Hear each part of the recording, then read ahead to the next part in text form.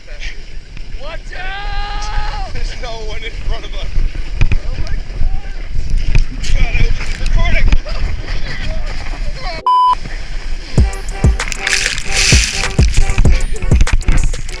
Hey, welcome to another edition of ChaosCraft. Yes, this is me sledding down a hill.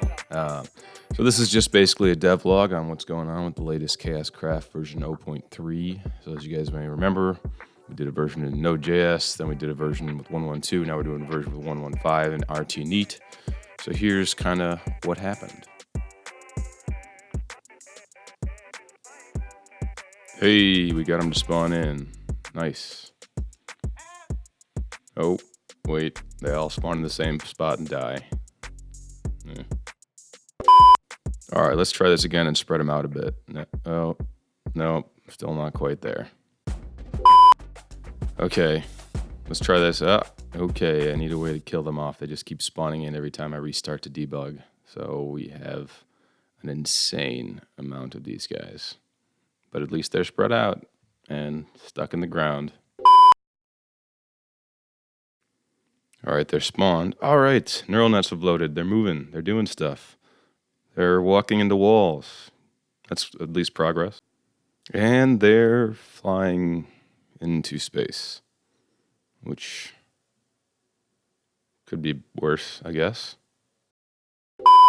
Okay, I think we got this thing working. Let's go ahead and slap in a GUI so I can see what their brains actually look like.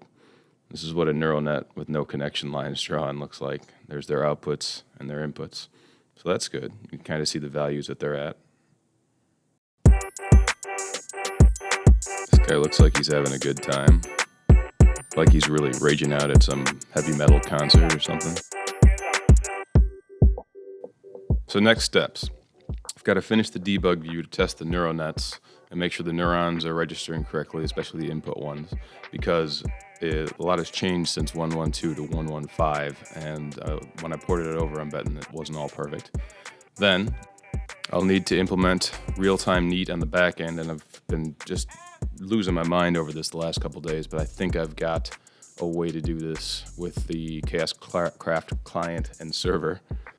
Then it should be time to start testing the multiplayer, which actually we could probably start doing right now. So those of you guys that are patrons, you guys are going to get access to the server early, and I'll let you guys know when the server's up and running.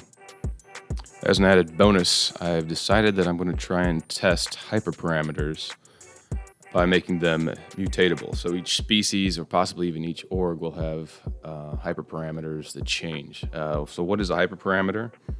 So certain parameters that exist outside of the neural nets. So for example, how long an organism lives for, how quickly it requests a new, in this case, since it's real time for me, neural net, how many neurons get mutated each time, what are the probabilities of a neuron getting added versus just adjusted, and all sorts of parameters like that. To give you guys a little bit more tangible example, here's an example from Seth Bling's MarIO.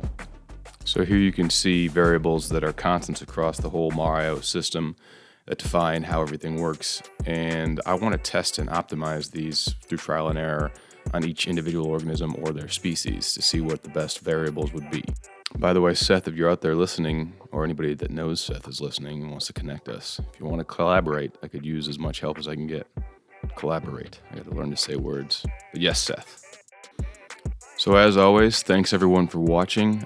There's some conversation going on. If you guys want to support me on Patreon, I'd love that. The more Patreons I can get, the more I can focus on this, the faster it'll go, the bigger we can go with it. If you can't, don't worry about it. Some people are stressing on that. Don't worry about it. Share this, with Seth Bling. But share this on the internet. That always helps. Thank you guys so much for your support. Hopefully I'll have more progress to share soon. Thanks.